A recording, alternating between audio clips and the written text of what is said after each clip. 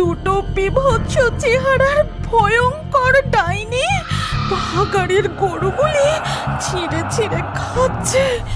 কয়েক সপ্তাহ হলো গ্রামে কি যেন এক অজ্ঞাত মারণ রোগ ছেয়ে গেছে।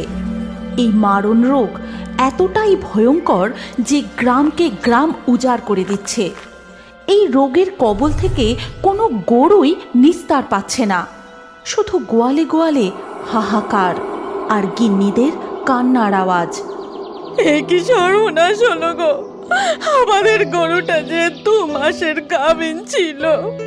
কাল সন্ধ্যেবেলায় তো আমি গরুটাকে খেতে দিয়ে গেলাম, তখন তো বেশ সুস্থই ছিল।